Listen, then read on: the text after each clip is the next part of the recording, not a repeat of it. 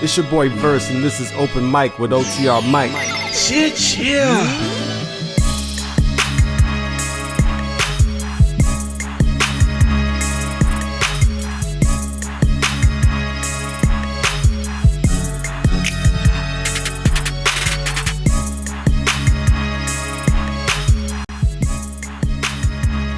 Yo, what up, good people? It's your boy OTR Mike, welcoming you to Open Mike with yours truly. Listen, this is the show where the mic is always open for any discussion. I don't care what it is, who it is, where it is.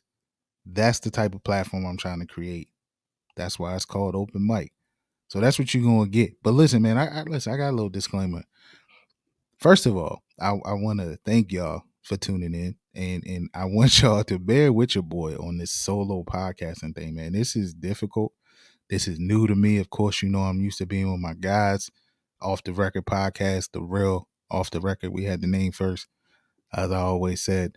But man, this ain't easy, man. And I heard an episode recently from my boys, BTG, D Murph, BTG being Bailey the Great, like speaking on this very topic, man, and how it can be difficult to be sitting there talking to yourself.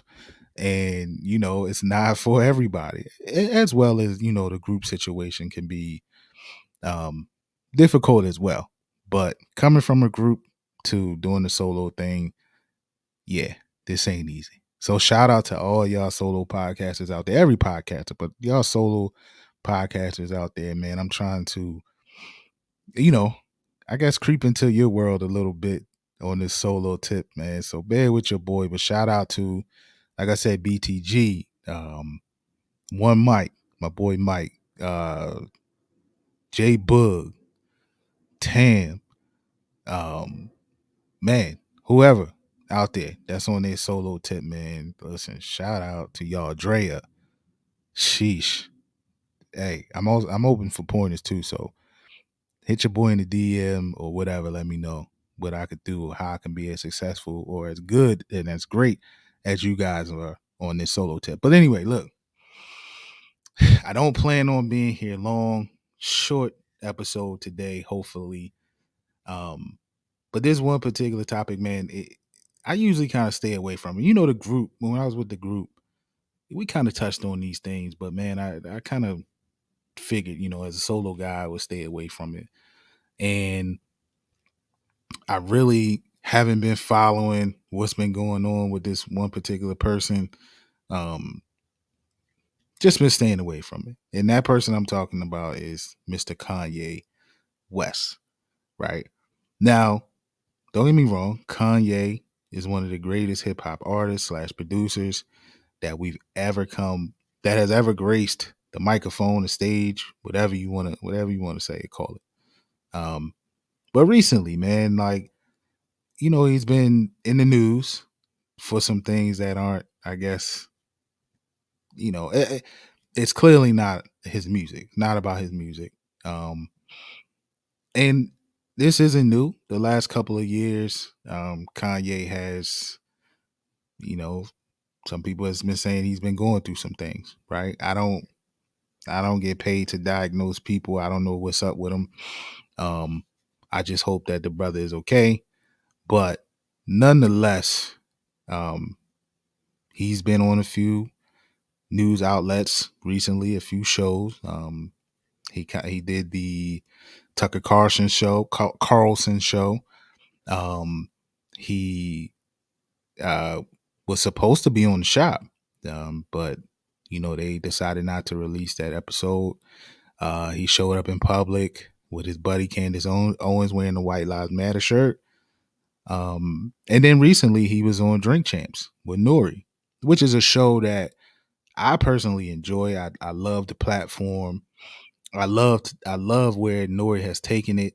You know, it's just a platform where you get a side of an artist or an entertainer that we won't get on some of these other publications, right? You know, that platform where they kind of set the, you know, hey man, you here, you chilling. right? You kind of in the basement chilling. We all just kicking it. You in the lounge chilling. They have a drink of 20, get lit a little bit, smoke a little bit, and it allows that person to, kind of chill, mellow out, and open up. So we typically get something out of those interviews that we typically don't get or hear from these entertainers. So Kanye was on there, and this isn't the first time Kanye was there. Last time he was there, he did say some controversial things. I think, to the extent it was more so musically. Um, like Big Sean, he called out Big Sean, said that was probably his worst signing, and blah blah blah. It kind of went to that extreme. Um, I can't really recall if he went any further than that, but it was that extreme. It was more so dealing with artists and other entertainers and stuff like that. This time, because he's been on his, I don't know what to call it, man. I don't know what he's been on lately. I don't know what to call it, but anyway, um, when he went on Drink Champs this time, he made one particular comment early in the interview that kind of, you know, it's the reason why I'm here. Because I totally thought it was out of line. And this time, Mr. West said, Kanye West, he says that George Floyd passed away because of fentanyl and that the cop's knee wasn't even on his neck like that. Yeah, let me do that again. George Floyd passed away because of fentanyl and the cop's knee wasn't on his neck like that. So in seeing that, right? And like I said before, I've been staying away from this pretty much. And seeing that, man, it just kind of like, all right, bro, you know, you got to chill, right? But even before getting to that point, I saw the clip, still wanted to give him the benefit of the doubt because I know when you're in this type of field, entertainment, when you got shows, when you got podcasts and things like that, you want to draw listeners in, right? So typically, if you put a clip out, you put a clip of something that's going to catch people's eyes or ears because you want them to tune in. So I'm saying to myself, maybe that's just something, maybe it's not the full context of what he was saying, right? So let me go and check out the full clip, even though I don't know how many ways you could spin that comment and it not be what you said, right? Um, and then watching it further, he went in to reference his buddy Candace Owens and you know her documentary, and that's a statement that she said within the documentary that it was fentanyl that killed Mr. Floyd. Um, so he doubled down on it basically. Um, so it was just kind of like, all right, bro, you know, enough is enough. Like I just think that type of statement is so reckless from somebody that has the type of influence that he does, right? And the influence that he has isn't just on our community, right? And when I say ours, I mean the black and brown community. He has a huge influence on other communities that, you know, they take what somebody like him would say as gospel, as truth. And I just think that, you go a little too far um when you have that type of influence and you're doing the type of things that you do. Like the White Lives Matter shirt, I thought it was reckless and dangerous, but again, I kind of stayed away from that whole situation. Um all the things he said on Tucker Carlson, I kind of just backed away like, yeah, okay, it's just yay being yay. But this particular statement just kind of it just took it over the top for me, right? And before I go any further, right, that comment um, led to a statement from Revolt and their ownership and Diddy. who is the founder and owner of Revolt, who hosts Drink Champs. And he went on to say, basically, listen, whatever was said on Drink Champs, it's not the views of Revolt or any of ours. It's the views solely of the person who said them, pretty much. And I think what Diddy was doing there was he knew that the statement was reckless, and what could come from it is exactly this. The lawyer from the Floyd family, are they looking into um, considering a suit for Kanye's false statement about the manner of his death? Claiming Floyd's death was from fentanyl, not the brutality established criminally and civilly, undermines and diminishes the Floyd family's fight. So, it's opened up a whole new can of worms just off of that statement. Now, I'm all about free speech, right? I'm all about free speech. And again, a lot of times people out here, they use their free speech, they troll or whatever case may be. Like I said, I don't know what Kanye is doing. I don't know if we want to call it trolling. I don't know if he's really going through some things mentally. I don't know any of that, right? I'm not here to diagnose anybody. Like I said, I don't get paid to do that. I'm not certified to do that. Um, you know, Whatever it is. In some cases, some people think that Kanye does troll, right? Um, but then it becomes a problem when you do it to this magnitude, right? Um, like it's one thing if you want your fans, right, to dislike, your ex-wife or Adidas or Gap or Nike or any of these other places that, has so-called or allegedly done Kanye wrong. But personally, right, there's some things that you don't touch, and that is the things that are facts, right? You don't touch facts, period.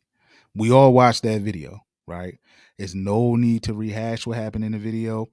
Um, any and everyone in their right mind knows what we watched in that video, right? So there's no, like I said, no point to rehash. We know what happened to Mr. Floyd. He was killed, and that's factual. So whether you're trolling or not, if you're trolling, you can't troll facts, and it's very dangerous, and it's very, very reckless as to, like I said, with his influence on other communities. You kind of empower those said communities to act or say, you know, the things that he said or believe those things. And that is just that's very, very, very dangerous. I honestly feel like, it was nothing to gain from that comment, or even saying that. Like, it's just like, what did he gain from it? It's just reckless, man. It's just reckless. And I had to get on here to talk about that. I just think that, uh, as I said, I can't diagnose nobody, but I'm able to say and tell when somebody bugged out, and he bugged out with that comment. And I don't know what's to come from it. I don't know what the Floyd family is going to do about it. I don't know. Kanye isn't the type to apologize from statements. Um, I don't know what's going to happen, but I hope they make it right. I hope that he makes it right, because it was out of line in my opinion. And um, you know, a lot of people are catching backlash from that. Even Nori, right? A lot of people are coming at Nori like, bro, why you let that happen? Why didn't you check it sooner? Why didn't you cut that part out of your show? And Nori has been on social media lately talking about how that particular episode has more views than NFL games.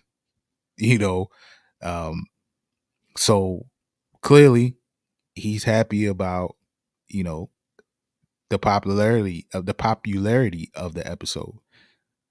But this morning he was on the Breakfast Club, and some will say he was copping pleas.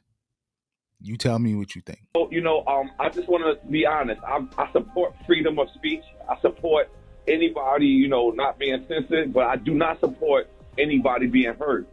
I did not realize that the George Floyd statements on my show was so hurtful. And you got to realize it was the first 5 minutes of the show. Like when he walked in, he told my producer, he said that if he'll stop filming, that he'll walk out. So I didn't want a Birdman moment. I didn't want a Birdman moment with Shaw, where Birdman walked out. So I wanted the man to speak. But later on, I actually checked him about the George Floyd's comments.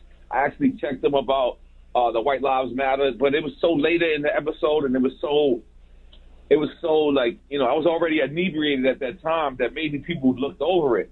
Mm-hmm. But I apologize to the George Floyd family. I apologize to anybody that was hurt. So that was Nori's comments this morning, I believe, on, I guess some of the backlash that's coming from it now is looking like it could possibly be a lawsuit. I don't know if he's speaking out because of that possibility. I don't know if he truly feels that way, because he's had some time in between to, say exactly what he just said. So I don't know. Does it sound like excuses to you or genuine? He was inebriated at the time that he checked it, and blah. People might have glossed over it, whatever you may say. It sounds like Kanye was controlling the whole production of this show, where he told the producers that he'd walk out if they stopped filming. So you already know I'm going to say what I got to say. And if you want this interview, don't stop. Let me say whatever I got to do. So it kind of sounds like a moment where Drink Champs took an opportunity to probably have their highest rated, highest played, most viewed episode. I don't know. Like I said, I like the show. I like Nori. I like where Nori has taken the show. I like to see entertainers, rappers, have a post career success stories like he has with this show. But he might drop the ball on this one big time. And he went on, that the interview obviously was longer than that clip. He went on to say that they don't edit anything on the show, but from now on they'll start editing and X, Y, Z. So then I just asked, was it worth it? Right? Was it worth it? Now you got to kind of change the whole format of your show. Right? And I hope it doesn't water down his show, or I hope it doesn't, because that's what made his show what it was. People being able to come on there and say what they want to say, where in most cases they can't. So now, does this add a bit of censoring? Does it water down your show because now you're going to start doing editing and editing out parts of your show? I don't know. I'd love to hear your opinion on it. It's just odd of the timing of Nori's statement and things like that. I mean, he, Charlemagne and the Breakfast Club went on to ask him, like, hey, even Tucker Carlson edited out parts of the interview he had with Kanye. And we know what kind of show Tucker got. And we know where he was going with having Kanye on, what he was shooting for, what he wanted to do. So even he edited out some parts. We know that, like I just said before, that the shop decided not to air the episode. So they asked him, why would you even have him on? And his answer was solid, I guess. Like he said, a lot of people look at Charlemagne and say Charlemagne is an a-hole. but Charlemagne isn't an a-hole to me. So because they think he's an a-hole, he doesn't treat me that way, does that mean I shouldn't have him on my show?